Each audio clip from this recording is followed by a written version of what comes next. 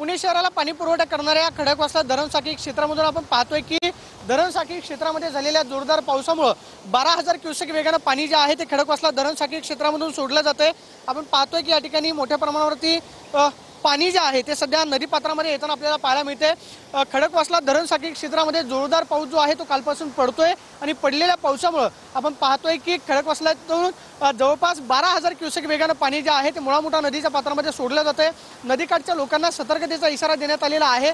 जर कदाचित पावसाचा जोर असाच कायम राहिला तर मग मात्र विसर्ग जो आहे तो सुद्धा आणखी वाढवला जाऊ शकतो।